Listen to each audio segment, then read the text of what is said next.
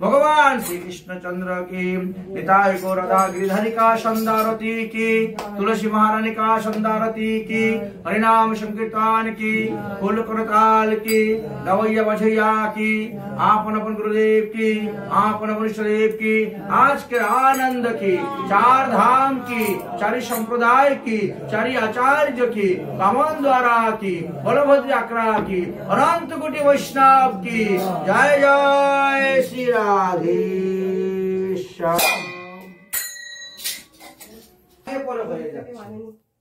ছোট করতাম না, ছোটটা তো নিতে রাজি নয়, নিতে রাজি বড়টা। আপনার তো হয়েছে, কিন্তু বড় তালে কি হয়, আওয়াজটা বেশি হলে গানটা শোনা যায় না, পটটা শোনা যায় না। আমরা বলি গান বাজনা, গানটা থাকতে হবে উপরে, বাজনা থাকতে হবে নিচে। আর আমাদের হয়ে যায় উল্টা, সবাই মিলে ধুমধাম বাজাইতে শুরু করে দেয়, গানের পদই বোঝা যায় না, শোনা যায় না। ওইটা আমি বলি বলি সে রাগ করে আমার উপরে। ধর্মটা কেমন করে, বাজনা বাজাও, তো করে বাজাও, ওইটা বলি বলি রাগ হয়।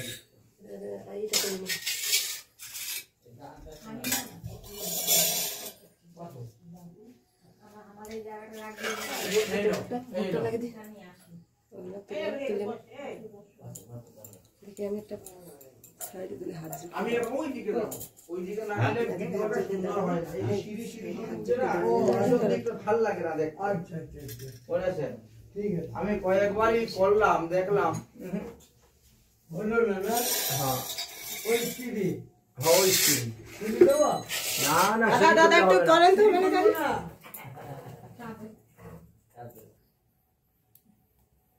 কম বলছি 1:30 অবধি খোলা থাকবে, আমাদের দেরি হয়। গৌরাঙ্গ নিত্যানন্দ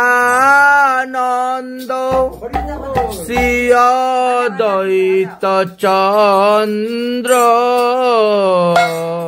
গদাধর শিবাসাদি গৌর ভক্তবৃন্দ।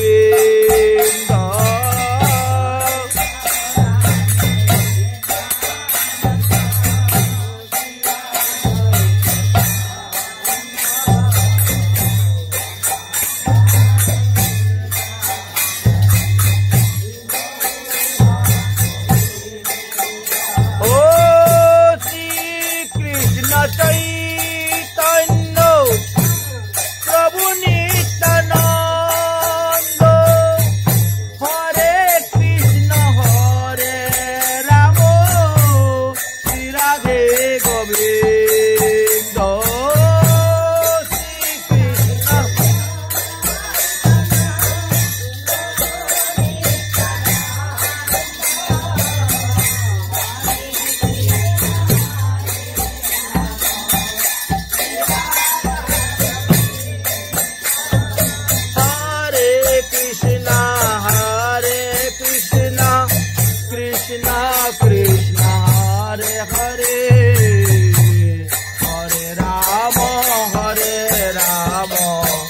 রাম রাম হরে হরে কৃষ্ণ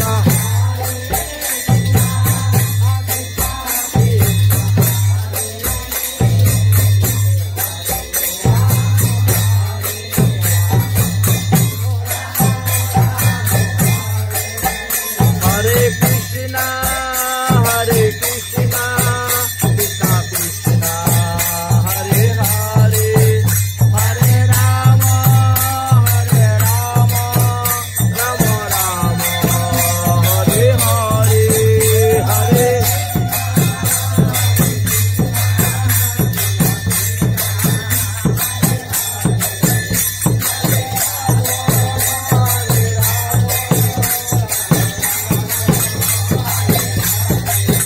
জয় রাধে জয় রাধে জয় রাধে জয় রাধে জয়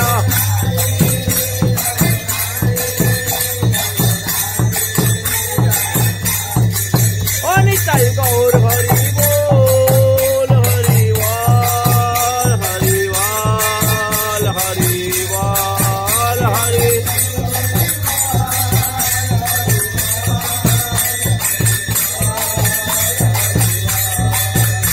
बोलो एकादशी महारानी की उत्पन्ना एकादशी की अग्रायण कृष्ण पक्ष एकादशी महारानी की शुद्धि भक्तबिंदगण आगामी कल्य हलो उत्पन्ना एकादशी व्रत কিছু কিছু মঠ মন্দিরের সিদ্ধান্ত দেখা যায় তারা বলছে আমরা রবিবারে ব্রত করব কিন্তু হরিভক্তি বিলাসের সিদ্ধান্ত অনুসারে দেখা গেল যে রবিবারে করাটা ততটা যুক্তিসঙ্গত হচ্ছে না শনিবারে করাটাই ঠিক হচ্ছে কারণ শুদ্ধ একাদশীতে ব্রত করে দ্বাদশীতে পালন করতে হয় অথবা একাদশী সংযুক্ত দ্বাদশীতে ব্রত করলে দ্বাদশীর মধ্যে পালন করতে হয় ত্রয়োদশীতে পালন করলে ক্ষতি হয় প্রত্যয় হয় একমাত্র অষ্টমহা দ্বাদশীর মধ্যে যদি কোনো দ্বাদশী পড়ে তবে শুদ্ধ একাদশী ব্রত ত্যাগ করিয়া আপনি দ্বাদশীতে ব্রত করেন এবং ত্রয়োদশীতে গিয়ে পালন করতে পারেন এইভাবে হরিভক্তি বিলাসী সুসিদ্ধান্ত রূপে বর্ণন করে গিয়েছেন তারপরেও বলছেন বহু বাক্য বিরুদ্ধেন সন্দেহ জায়তে যথা যদি এক একটা পঞ্জিকার মধ্যে এক একটা মত দিয়ে থাকে কোন পঞ্জিকায় বলছে আজকে এতটা পর্যন্ত দশমী আছে কেউ বলছে না না কালকে সকালে পর্যন্ত দশমী আছে এইরকম যদি কেউ বলে থাকে তখন আমরা বলি অমুক পঞ্জিকার সিদ্ধান্ত মত অনুসারে আজকে একাদশী দশমী সংযুক্তা বা দশমী বিদ্যা এই জন্য পরের দিন ব্রত করা হইবে কিন্তু এইরকম কোন সিদ্ধান্ত কিন্তু এই একাদশীর মধ্যে নাই সুতরাং এই একাদশীটা আগামী কল্য শনিবারই পালন করা সকলের কর্তব্য উচিত আমরা সর্বদিকে সর্বশাস্ত্র বিচার করে নির্ণয় করে আমরা চতুর্দিকে দেখলাম যে রবিবারেরটা ঠিক হবে না শনিবারেরটা ঠিক হবে সেই অনুসারে বিচার করে দেখা গেল যে না না শনিবারের একাদশী ব্রতটাই ঠিক আছে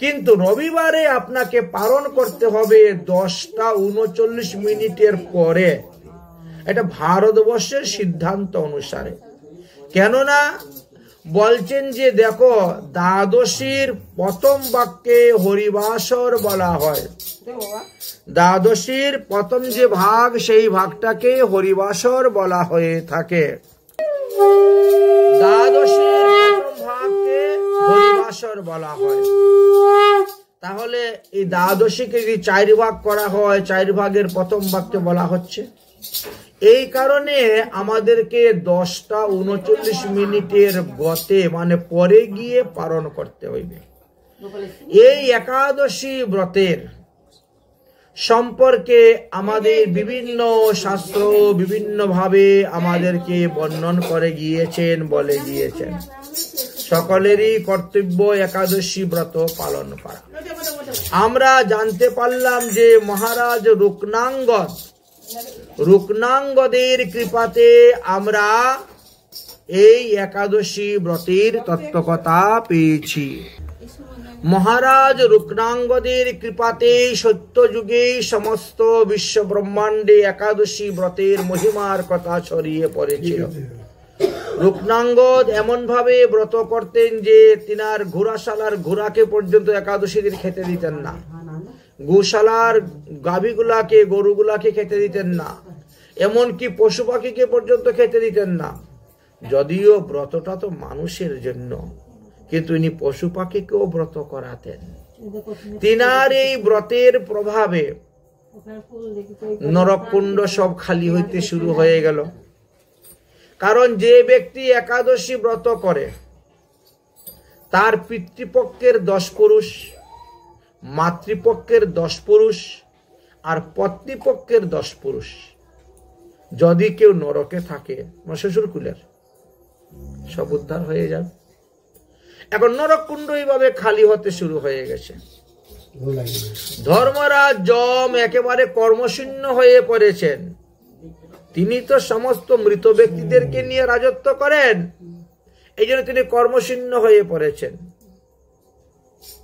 আচ্ছা, তিনি চিত্রগুপ্তের সঙ্গে বসে যুক্তি করলেন, ভাই আমাদের রাজ্য তো আর চলবে না, এই একাদশী ব্রতের প্রভাবে সব জীব উদ্ধার হয়ে সব বৈকুণ্ঠে চলে যাচ্ছে, তাহলে আমরা কাকে নিয়ে রাজত্ব করব?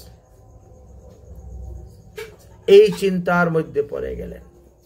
এদিকে মহারাজ রুকনাঙ্গদের তো একটি পুত্র ছিল, সেটা তো প্রথম পুত্র মারা গিয়েছিল একাদশী ব্রত করতে গিয়ে। তারপরে দ্বিতীয় আরো একটি পুত্র সন্তান তিনার হয়েছিল। পুত্রের নাম ছিলেন ধর্মাঙ্গদেব, তিনার নাম ছিল রুকনাঙ্গদেব, আর পুত্রের নাম রাখলেন ধর্মাঙ্গদেব। ধর্মাঙ্গদেব ধীরে ধীরে শশীকলায় ন্যায় বড় হইতে শুরু হয়েছেন। তিনিও পিতার ন্যায় পরম ধার্মিক হয়েছেন। রাজা রুকনাঙ্গদ যখন দেখলেন যে আমার ছেলে উপযুক্ত হয়ে গেছে এবং পরম পিতৃভক্ত, সে এখন রাজ্য দেখাশোনা করতে পারবে, এই জন্য পুত্রের উপরে তিনি রাজ্যভার দিলেন। পুত্রের উপরে রাজ্যভার ন্যস্ত করিয়া তিনি তখন স্ত্রী সহিত রওনা হয়ে গেলেন তপস্যা করার জন্য। যম মহারাজ বড় চিন্তার মধ্যে পড়ে গেছেন। ইনি আবার তপস্যা করে আবার না জানি কোন সিদ্ধি লাভ করে আবার কি করবেন, এই চিন্তার মধ্যে তিনি পড়ে গেছেন।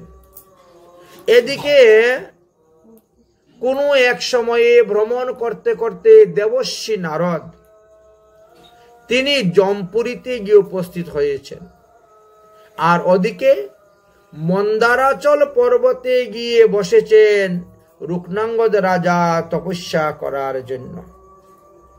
যম মহারাজ দেবর্ষি নারদকে দর্শন করিয়া সমস্ত দুঃখের কথা জানাইলেন যে মানুষ একাদশী ব্রত করে সব উদ্ধার হয়ে চলে যাচ্ছে, তো আমি কাকে নিয়ে আমার এই রাজ্য রাজত্ব করব? দেবর্ষি নারদ তখন বললেন, হে যম মহারাজ এবং হে চিত্রগুপ্ত, আপনারা ব্রহ্মার নিকটে গমন করুন। সৃষ্টিকর্তা ব্রহ্মা, আমার পিতাজি ব্রহ্মা, অতএব তিনার নিকটে যাও, তিনি নিশ্চয়ই কোনো না কোনো একটা ব্যবস্থা করিবেন। এইবার ব্রহ্মার কাছে গিয়ে যখন উপস্থিত হলেন, ব্রহ্মা তখন বলছেন যে দেখো যমরাজ, আমি বা কি করতে পারি, যেখানে ভগবান বিষ্ণুর আদেশ দেওয়া আছে একাদশী ব্রত যিনি করবেন তিনি একটা একাদশী ব্রতের দ্বারা 100 জন্মের সমস্ত পাপ হইতে উদ্ধার হইবেন। যারা একাদশী ব্রত পালন করে যাবেন আজীবন, তারা পিতৃকুল, মাতৃকুল, শ্বশুরকুলকে উদ্ধার করিবে। এখানে তো আমার কিছু করার নেই। তখন বললেন যে একটা কাজ করতে পারি, আমি একটি মোহিনী তৈরি করতে পারি, মোহিনী নারী। নারীর মোহেতে মোহিত হয়ে অনেকেই ব্রতাচরণ আদি করে না। এই জন্য প্রথমেই রুকনাঙ্গদ রাজাকে আমাদেরকে ভ্রষ্ট করাতে হবে, তাহলে দেখবেন সব এলোমেলো হয়ে যাবে। তাই একজন মোহিনী নারীকে সুন্দর করে সৃষ্টি করে সাজিয়ে কি করলেন, ওই মন্দারাচল পর্বতের দিকে পাঠিয়ে দিলেন। আচ্ছা, রাজা রুকনাঙ্গদ ওই মন্দরাচল পর্বতে ওই রমণীকে দর্শন করে তিনিও কামে মোহিত হয়ে গিয়েছিলেন, মোহিত হয়ে গেছিলেন। তখন তাকে বিবাহ করিতে তিনি ইচ্ছা প্রকাশ করলেন। মোহিনী বলল যে আমি যখন যাহা বলবো তাহা তখন তোমাকে করতে হবে, আমার কাজেতে কখনো তুমি বাধা দিতে পারবে না। যদি এই প্রস্তাবে রাজি হও তাহলে আমি তোমাকে বিবাহ করতে পারি। মোহিনীর বাক্য শ্রবণ করিয়া তিনি রাজি হয়ে গেলেন। রাজি হওয়ার পর তিনি এখন কি করলেন, তিনি এখন ওই মোহিনীকে বিবাহ করলেন। মোহিনী বলছে আলে তপস্যা করতে হবে না, এখানে বসে চলো নিজ রাজ্যে নিজ বাড়িতে, কাজে তো বাধা দিতে পারবেন না, আগেই বলছেন তুমি যা বলবে তাই করব।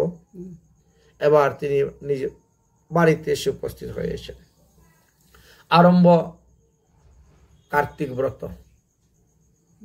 দেবী আমি তো কার্তিক ব্রত করব। তুমি কেন কার্তিক ব্রত করবে? তোমার কার্তিক ব্রত করার যে সমস্ত দ্রব্য তাহা ব্রাহ্মণকে দান করে দাও। ব্রাহ্মণকে দান করে দিলে ব্রত হয়ে যায়। মনে করো আগামী করল একাদশী ব্রত, আপনার শরীর খারাপ, অসুস্থ, আপনি একাদশী ব্রত করতে পারছেন না, কোন ব্রাহ্মণকে যদি আপনি ফল দান করে দেন, 1 কিলো কলা, 1 কিলো আপেল ইত্যাদি, ওই ব্রাহ্মণ আপনারই ফল খেয়ে ও একাদশী ব্রত করেছে, ফলটা আপনি পেয়ে গেলেন। হ্যাঁ, এটা বিধান আছে শাস্ত্রে। এটা একেবারে না পারে যে ভাই তুমি আমার ব্রতটা করো, আমি তো ব্রত করতে পারছি না, অসুস্থ, তুমি আমার ব্রতটা করো, তোমার ব্রতের ফলাহার যা আমি তোমাকে দিব। আবার সেই রকম ব্রাহ্মণ, হ্যাঁ সেই রকম দিব।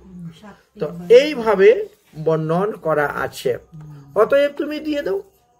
আচ্ছা, তোমার প্রথম স্ত্রী, তোমার অর্ধাঙ্গিনী, তোমার স্ত্রী যদি ব্রত করে তাহলে তুমি ফল পাবে, অতএব তোমার ব্রত করার দরকার নেই। রাজা তো চিন্তা করলেন আমি তো আগে কথা দিয়ে দিয়েছি, ওকে যা বলবে তাই করব, কোনো কাজে বাধা দিব না, এখন কি করা যায়? অমান্য করলে তো ধর্ম নষ্ট হয়ে যাবে। আচ্ছা, শুরু হলো কার্তিক ব্রত। কার্তিক ব্রত শুরু হলো, কয়েকদিন যেতে না যেতে একাদশী ব্রত চলে আসছে। এখন রাজা রূপনাঙ্গদের তো একাদশী ব্রতের উপরে প্রচুর নিষ্ঠা, শ্রদ্ধা, ভক্তি। দেবী আগামী করলো একাদশী ব্রত আমি করব না, তোমাকে একাদশী ব্রত করতে হবে না। বলো কি তুমি? হ্যাঁ আমি তো বললাম তুমি কালকে আমার সঙ্গে থাকবে, আমাকে মনোবাসনা পূর্ণ করবে, আমার মনোরঞ্জন করবে, কিসের একাদশী ব্রত তুমি করবে? তোমার করতে, তোমার স্ত্রী করবে, ব্রাহ্মণকে দান করে দাও দ্রব্য, তবুও তিনি বলছেন যে না, একাদশী ব্রত তো আমি করবই করব। বলে তাহলে তোমার বাক্য নষ্ট হয়ে গেল, আমার সঙ্গে যে প্রতিজ্ঞা করেছিলে সেই প্রতিজ্ঞা অনুসারে তোমার বাক্য নষ্ট হয়ে যাচ্ছে রাজন। আর বাক্য নষ্ট হইলে পরে তোমাকে ঘোর নরকে গমন করিতে হইবে। রাজা তখন বড় চিন্তার মধ্যে পড়ে গেলেন। তিনি বলছেন দেবী তোমারই বাক্য ফিরিয়ে নাও, তোমারই বাক্য ফিরিয়ে নাও, আমি একাদশী ব্রত কখনো পরিত্যাগ করিতে পারিব না। মোহিনী বলল তোমার আমি বাক্য ফিরাইতে পারি, তবে আমার একটা শর্ত আছে। কি শর্ত? তোমার যে কনিষ্ঠ পুত্র সেই পুত্রকে বলি দিতে হবে। একটাই তো পুত্র, ওই পুত্রকে তোমার বলি দিতে হবে, তবে তুমি কালকে একাদশী ব্রত করতে পারবে। এখন চিন্তা করো, পুত্র বলি দিবে না একাদশী ব্রত ত্যাগ করবে? কোনটা করবে? একটা বিশাল একটা কঠিন পরীক্ষার মধ্যে পড়ে গেলেন। প্রিয় পুত্র ধর্মাঙ্গ দেবীর মস্তক ছেদন করবেন, এটা কেমন করে? কিন্তু মোহিনী তো ছাড়বে না। মোহিনী এক কথাই বলছে, হয় এটা করো না হলে ওটা করো। তখন রুকনাঙ্গ দেবের স্ত্রীর নাম ছিল সন্ধ্যাবলী। সন্ধ্যাবলী এসে বললেন যে তুমি পুত্রকে বধ করে দাও, তথাপিও একাদশী ব্রত করো। মোহিনী যখন চাচ্ছে, ঠিক আছে, দেখো পিতার চাইতে মাতার তো শতগুণ বেশি স্নেহ ছেলে মেয়ের উপরে, কিন্তু আজ মাতা তার স্বামীর সত্য রক্ষার জন্য, স্বামীর প্রতিজ্ঞা রক্ষা করার জন্য তিনি বললেন যে পুত্রকে বধ কর, তথাপিও একাদশী ব্রত পালন কর।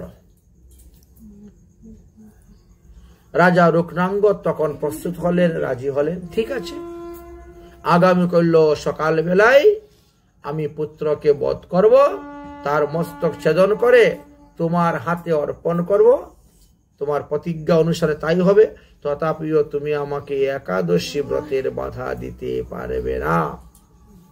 মোহিনী বলছেন, হে রাজন, একাদশীতে অন্ন ভোজন করলেই তো তোমার পুত্র বেঁচে যাচ্ছে, পুত্রকে বধ করতে হবে না, তাই একটা একাদশীতে অন্ন খেয়ে নিলে কি আছে, অন্যথায় তো তোমার পুত্র বধ হচ্ছে। রাজা রুকনাঙ্গদ বললেন, পুত্রের মস্তক ছেদন করলে যে পাপ হইবে, সেই পাপ হইতে উদ্ধারের পদ্ধতি বেঁধে দেওয়া আছে, সেই পাপের প্রায়শ্চিত্তের বেঁধে দেওয়া আছে। কিন্তু একাদশী দিবসে অন্ন গ্রহণ করলে যে পাপ হয়, সেই পাপের প্রায়শ্চিত্ত বেঁধে দেওয়া নাই। অতএব আমি একাদশীতে অন্ন গ্রহণ করব না। পুত্রের মস্তক ছেদন করতে চাইছ তা করে দিও, কিন্তু অন্ন গ্রহণ করব না। রাজা রুকনাঙ্গদ এইভাবে সংকল্প নিলেন। এবার ঢাল তরোয়াল নিয়ে আসলেন, এসে উপস্থিত হয়েছেন। এই দৃশ্য দেখার জন্য সমস্ত প্রজাগণ একত্রিত হয়ে আছেন। সমস্ত প্রজাগণ বারবার বলতেছেন, আরে আপনি এ কি করতেছেন? রাজা বলতেছেন, একাদশী ব্রত কোনো অবস্থাতে ত্যাগ করা যাবে না। যে যাহাই বলুক না কেন, কোনো অবস্থাতেই অন্য কোনো কিছু করা যাবে, কারণ সব জিনিসের পাপের প্রায়শ্চিত্ত আছে। গোহত্যা, ব্রহ্মহত্যা, মাতৃহত্যা, সুরাপান, পরস্ত্রী গমন, ব্রাহ্মণের স্বর্ণহরণ, এমন কোনো পাপ নেই। পঞ্চপাতকের পাতকী যারা, তাদেরও পাপের প্রায়শ্চিত্তের বিধান দেওয়া আছে, কিন্তু একাদশীতে অন্ন গ্রহণের যে পাপ হয়, সেই পাপের প্রায়শ্চিত্তের কোনো বিধান নাই। অতএব আমি একাদশীতে অন্ন গ্রহণ করব না, পুত্রের মস্তক কাটতে আমি রাজি। এইভাবে তিনি বললেন, বলে একেবারে প্রস্তুত হয়ে গেলেন। প্রস্তুত হয়ে গেলেন। যখন পুত্রের মস্তক ছেদন করার জন্য তৈরি হয়েছেন, এমনি সেখানে ভগবান প্রকট হয়ে গেলেন। হ্যাঁ, হে রাজন, একাদশী ব্রতের উপর যে তোমার নিষ্ঠা, তোমার ভক্তি, তোমার শ্রদ্ধা, তোমার বিশ্বাস, তাহা পরীক্ষা করার জন্য আমি এই ব্যবস্থা করেছিলাম। তুমি পরীক্ষা উত্তীর্ণ হয়েছ। তোমার যে একাদশীর প্রতি নিষ্ঠা, অতএব স্বপুত্র সভার্যা সহ তুমি বৈকুণ্ঠে গমন করো। সশরীরে তখন বিমানে বসে তারা চলে গেলেন। এমনই একাদশীর মহিমার কথা বর্ণন করে গিয়েছেন। তাই একাদশী ব্রতের প্রতি যার নিষ্ঠা আছে, তারা কোনো অবস্থাতেই একাদশী ব্রত ত্যাগ করবে না। সুতকে মৃতকেশ্চৈব। অসুস হইলেও একাদশী ব্রত, কেউ মারা গেলেও করবে, কেউ জন্মগ্রহণ করলেও করবে। যতদিন দেহের মধ্যে প্রাণ আছে ততদিনই একাদশী ব্রত করিয়া যাইবেন। এই যে রাজা, রাজার স্ত্রী এবং রাজার সন্তান তিনজন দিব্য বিমানের মধ্যে বসে বৈকুণ্ঠে চলে গেলেন। এই দৃশ্য দেখিয়া প্রজাগণ সবার বিস্মিত হয়ে গেলেন। তাদের একাদশী ব্রতের প্রতি আরো নিষ্ঠা বেড়ে গেল, আরো শ্রদ্ধা বেড়ে গেল, আরো রুচি বেড়ে গেল। এইভাবে একের পর এক অনেক রাজগণের দৃষ্টান্ত দিয়ে গিয়েছেন। তারপরে রাজা বৈশ্যানস যমলোক হইতে তাহার পিতৃগণকে উদ্ধার করার জন্য একাদশী ব্রত আরম্ভ করলেন। বললেন তাহলে তো একাদশী ব্রত করলে পিতৃপুরুষ উদ্ধার হয়, অতএব আমি একাদশী ব্রত করব। একাদশী ব্রত করে সেই পুণ্য ফল তিনি তিনার পিতৃপুরুষকে দান করলেন। তার পিতৃপুরুষগণ যারা নরকে ছিল সব উদ্ধার হয়ে চলে গেল। এই দৃশ্য দর্শন করার পরে লম্ভুক নামক রাজা স্বপাপের কারণে স্বকুটুম্ব আত্মীয় স্বজনকে পরিত্যক্ত করিয়া তিনি বনে গমন করিয়েছিলেন। পরবর্তী সময়ে একাদশী ব্রতের দ্বারা তিনি রাজ্যত্ব এবং কুটুম্বগণের প্রিয় হয়েছিলেন। তারপরে ভদ্রাবতী নগরের রাজা পুত্রহীন ছিলেন। রাজা কেতুমান, সুকেতুমান, তিনি একাদশী ব্রতের দ্বারা পুত্র সন্তান লাভ করিয়াছিলেন। অতঃপর পুষ্পবন্তী এবং মাল্যবান দেবরাজ ইন্দ্রের অভিশাপে পিচাসত্ব প্রাপ্ত হইয়াছিলেন। তারাও একাদশী ব্রত করে ইন্দ্রের অভিশাপ থেকে মুক্ত হইয়া গন্ধর্ব দেহ প্রাপ্ত হইয়া ভগবত ধামে গমন করেছিলেন। আর শ্রীমৎ ভাগবত মহাপুরাণে তো অম্বরীশ মহারাজের চরিত্র কথা বর্ণন করে গিয়েছেন। রাজা অম্বরীশ একাদশী ব্রত করেছিলেন বলে ব্রহ্ম সাপ রূপী কৃত্যা অনল পর্যন্ত তাহাকে স্পর্শ করিতে পারে নাই। শিব ভক্ত দুর্বাসা বিষ্ণু ভক্ত অম্বরীশের নিকটে পরাজিত হয়েছিলেন।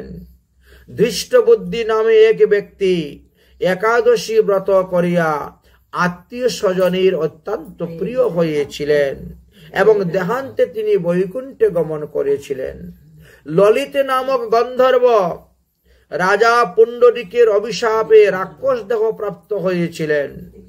তখন তাহার পত্নী ললিতা একাদশী ব্রতের পুণ্যের কথা বললেন এবং একাদশী ব্রত করে তিনি স্বামীকে সেই পুণ্য দান করেছিলেন, যে পুণ্যের কারণে স্বামী রাক্ষস যোনি থেকে মুক্ত হইয়ে পুনরায় হরিধাম প্রাপ্ত হইয়াছিল।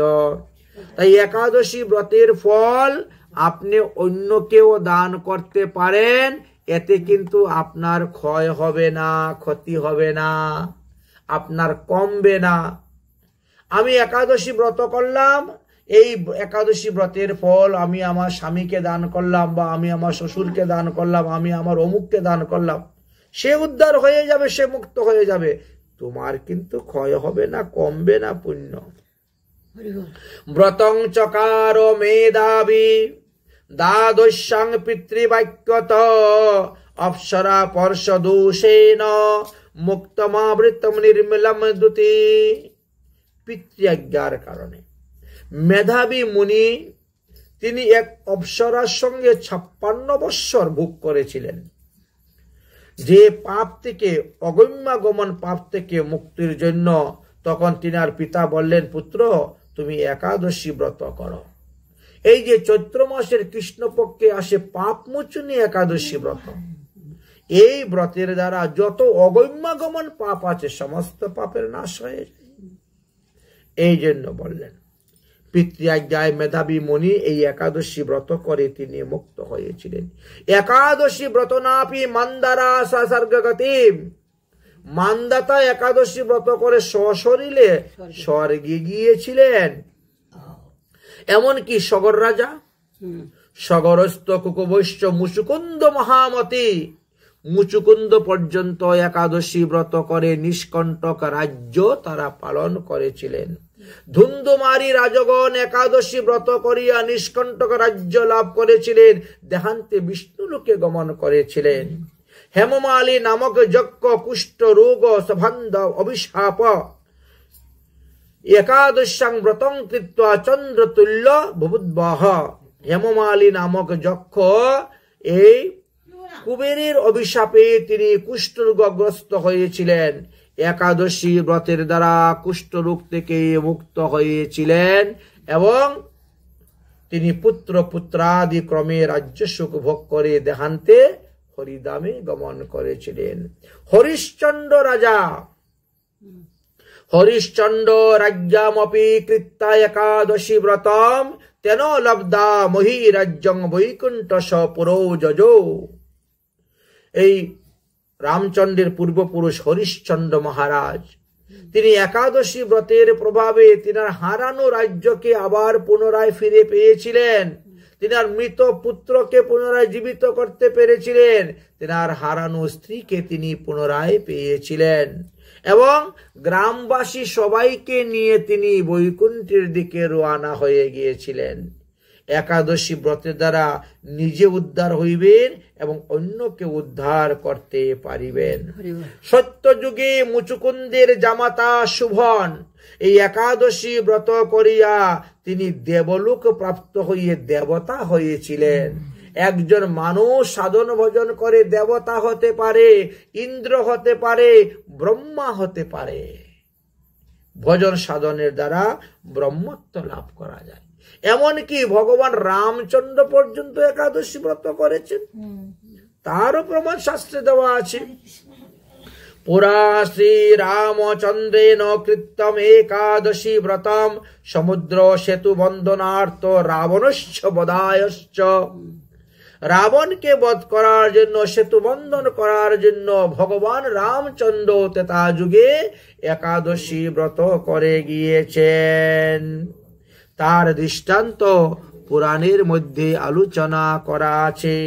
একাদশী ব্রতন্নাপি প্রসন্নম শ্রী হরিশায়াম মার্গশিষ্য পূর্ণবাসী রাসং তত বিশ্বকারঃ। এই একাদশী ব্রত যারা করে তারাই ভগবানের সঙ্গে রাস লীলায় গিয়ে যুক্ত হইতে পারে। মার্গশিষ্য মানে অগ্রায়ণ মাসে পূর্ণিমাতে রাসলীলা ভগবান করেছিলেন গোপীগণের সঙ্গে। কার্তিক মাসে একবার রাসলীলা হয়, শরৎকালের একবার রাসলীলা হয়, দেখবে শারদীয় রাস উৎসব, ঠিক না? এইভাবে রাস মহারাস আদি লীলার কথা বর্ণন করে গিয়েছেন। তাই একাদশী ব্রত করলে পরে মানুষ সমস্ত পাপ থেকে 1 নম্বরে মুক্তি লাভ হবে, আর 2 নম্বরে কি হবে? তিনি অনাহাসে ভগবত চরণ লাভ করে ভগবত ধামে যেতে পারবেন। অতএব একাদশী ব্রত সকলেরই করণীয়। কোন কোন শাস্ত্রে বলে কি যে সদবাদের একাদশী ব্রত নাই, এই কথা কিন্তু লেখা নাই। লেখা আছে ব্রত উপবাস, একাদশী শব্দ কোথায় লেখা নাই। অতএব ওই সমস্ত লোকের কথা আপনারা শুনতে যাবেন না, মানতে যাবেন না। আপনারা আপনাদের একাদশী ব্রত পালন করে যাবেন। হরিভক্তি বিলাস আদি সমস্ত গ্রন্থেই এই একাদশী ব্রতের মহিমার কথা বর্ণন করে গিয়েছেন। তাই যার মনে গোলমাল আছে তারা যাও গিয়ে হরিভক্তি বিলাস নামক গ্রন্থটি দেখো, তাহলে বুঝতে পারবেন আপনাদের ভুল, আপনাদের ভ্রান্তি সব আপনাদের দূর হয়ে যাবে। তাই আমরা একাদশী ব্রতের মহিমার কথা আলোচনা করলাম। বলো একাদশী মহারানী কি।